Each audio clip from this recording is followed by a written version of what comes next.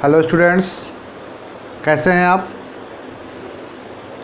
आज अपनी इस वीडियो में जो कि बॉटनी के टॉपिक पे चल रहा था, उस बॉटनी के टॉपिक में मैं आपको आज एक नई वीडियो जो कि बॉटनी से रिलेटेड होगी और उस जो ब्रांच का नाम होगा वो ब्रांच होगा plant pathology. Plant pathology botany की स्पेशल ब्रांच है।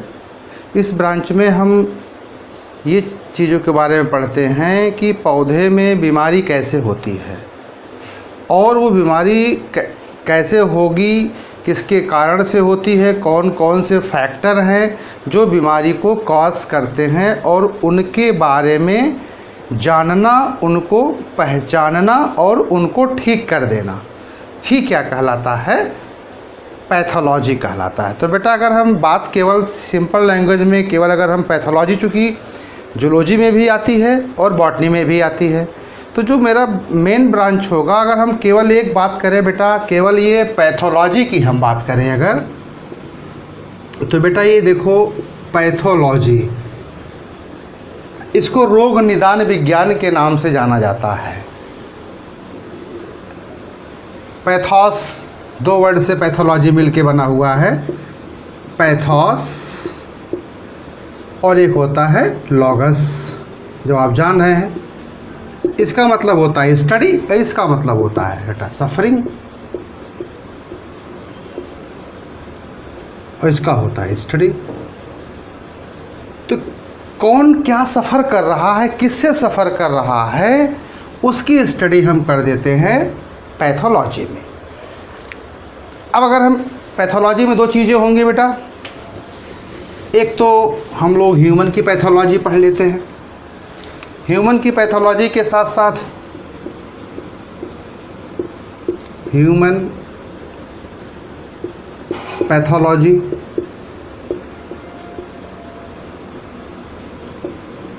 एक प्लांट पैथोलॉजी हो गया,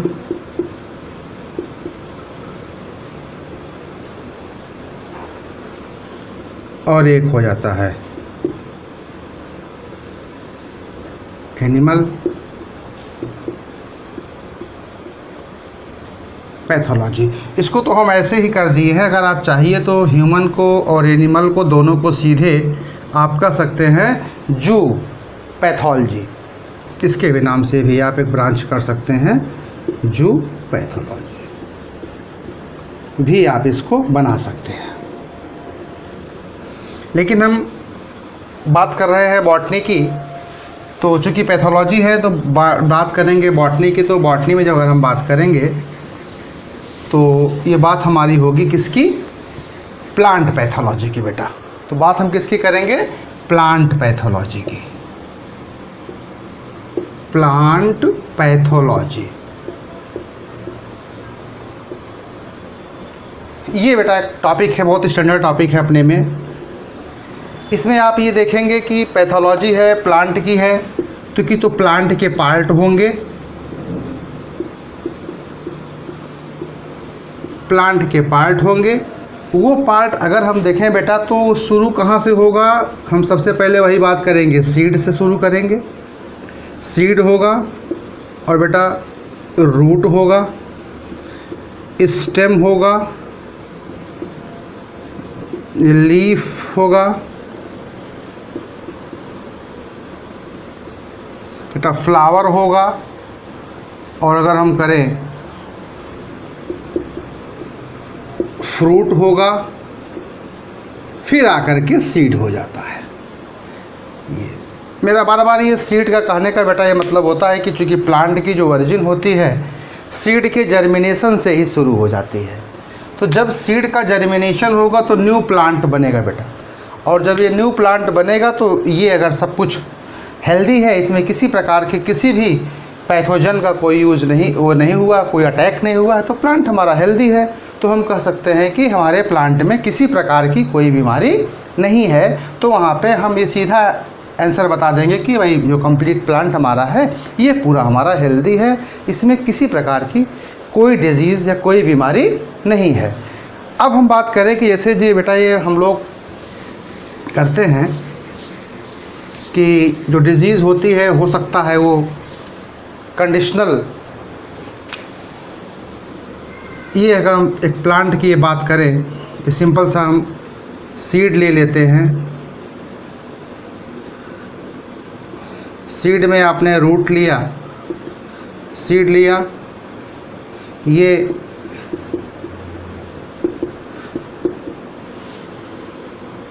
हो गया, ये हमारा है सीड है। इसमें सॉइल होगा बेटा, और सीड हमारा क्या करेगा बेटा, सीड जर्मिनेट करता है।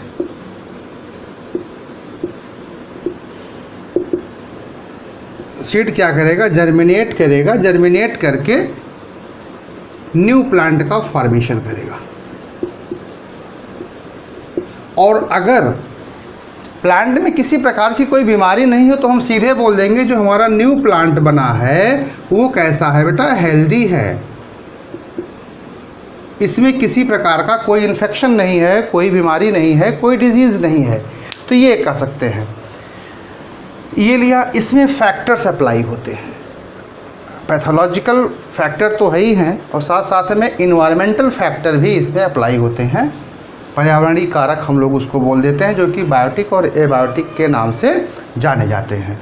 तो ये प्लांट हमारा अगर हेल्दी है, सॉइल हमने किया क्या इसमें, इन सब का ट्रीटमेंट कर देते हैं। पहले से ही हम प्रयास करते हैं कि कंट्रोल किए रहेंगे कि अगर हम सॉइल का ट्रीटमेंट कर दें, सीड का ट्रीटमेंट कर दें, और ये भी ध्यान दें कि किसी प्रकार का कोई इसके अंदर इंसेक्ट ना हो।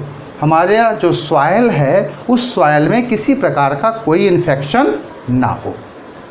जब इन्फेक्शन नहीं है, सीड भी हमारा हेल्दी है, तो जर्मिनेशन कैसा होगा, बहुत ही अच्छा जर्मिनेशन होगा बेटा।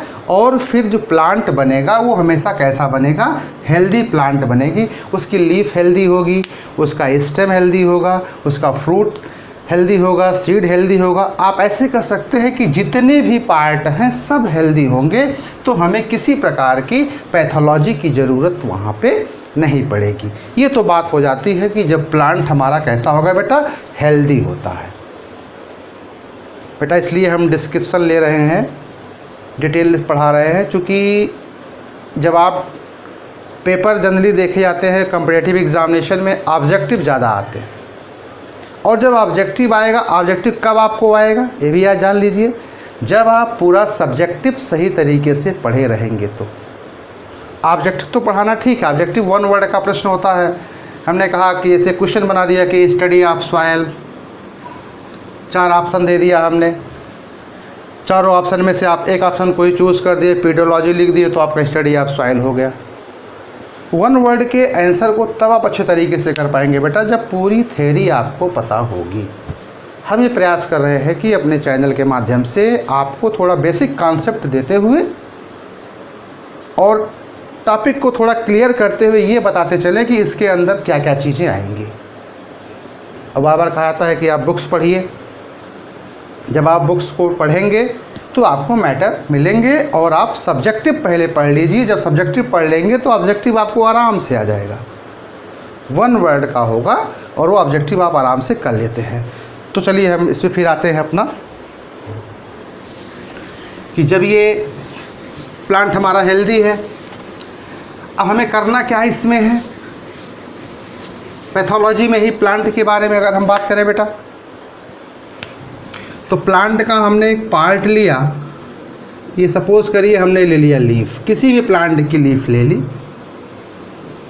और लीफ लिया, साथ में स्टेम भी हमारा लगा हुआ है, और ये हमने ले लिया, लीफ्स ले ली। अब ये देखा कि इसमें इन्फेक्शन होता है। क्या होता है बेटा, कुछ पैथोलॉजिकल टर्म्स यहाँ पे बता दें आपको, तो आप देखते रहिएगा। एक टर्म होता है इन्फेक्शन। इन्फेक्शन बहुत ही बड़ा टर्म है इन्फेक्शन। अगर इसमें देखें, यही इन्फेक्शन क्या करेगा, कंप्लीट हेल्दी को, जो हेल्दी पर्सन होगा, जो हेल्दी ऑब्जेक्ट होगा, उस हेल्दी ऑब्जेक्ट के ऊपर, ये ऑब्जेक्ट भी लिख दे रहे हैं, ऑब्जेक्ट आप कह सकते हो चाहे प्लांट, चूँकि प्लांट की बात हो रही है तो प्लांट ही हम ऑब्जेक्ट लेंगे। जो ऑब्जेक्ट हमारा यहाँ पर है, पत्ती है या तना है, जड़ है, इसको हम लोग रूट स्टेम लीफ बोलेंगे। तो उस ऑब्जेक्ट के ऊपर अगर इन्फेक्शन हो रहा है, इन्फेक्शन किसी भी तरीके से हो सकता है environmental factor, abiotic factor main cause कर रहा हो, या माइक्रोबियल अटैक हो जाते हैं बेटा। कैसा अटैक होगा? माइक्रोबियल अटैक हो जाता है।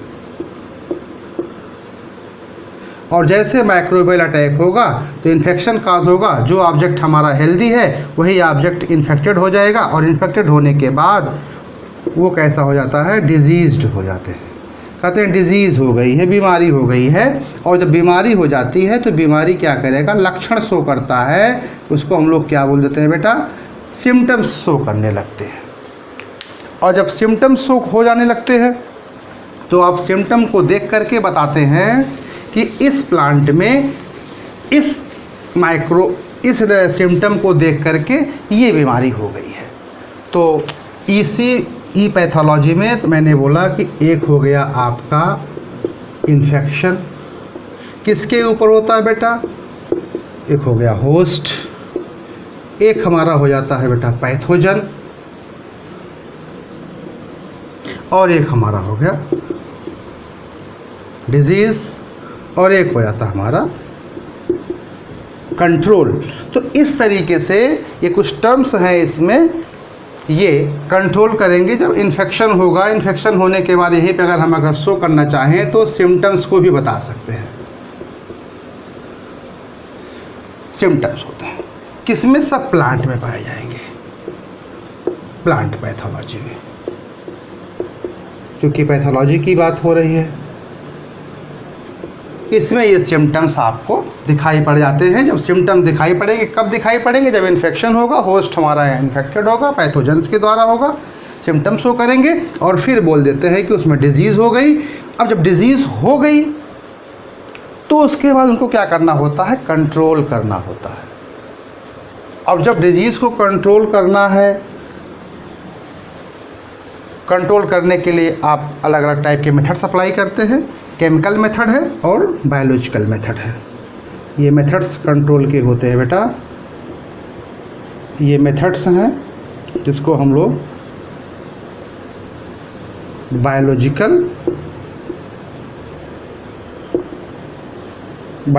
मेथड, और एक होता है बेटा केमिकल मेथड। ये मेथड्स और डिटेल, ये पैथोलॉजी का अभी क्योंकि ब्रांच के बारे में डिस्कस हम कर रहे थे, थोड़ा सा इसको इनलार्ज कर दिए, और फिर ये control, disease, pathogen, host, infection, ये आपको हम वीडियो में अपने आप देते रहेंगे। और आप इसको डिटेल, हम तो कहेंगे कि जितना ही डिटेल पढ़ेंगे आप, सब्जेक्टिव जितना पढ़ेंगे, उससे ही अच्छे तरीके से आपका ऑब्जेक्टिव सॉल्व होगा, और रिटन एग्ज़ाम में भी आपको अच्छे मार्क्स की प्राप्ति होगी। हमारा उद्देश्य यही है कि आप बायोलॉजी में, बॉटनी के सब्जेक्ट में अच्छे मार्क्स पाएँ, और जूलॉजी में भी अच्छे मार्क्स पाएँ। दोनों मिलकर के आप बायोलॉजी में बहुत ही अच्छे मार्क्स पाएँ, जिससे आपका कैरियर उज्जवल होता रहे। तो ये हमारी वीडियो को आप लाइक भी करें, सब्सक्राइब करें, शेयर भी करें, और मैं बार बार कहता हूँ कि फॉलो भी करें, और साथ साथ में इंस्टाग्राम पे भी आप हमारे वीडियो को फॉलो कर सकते हैं। Thank you.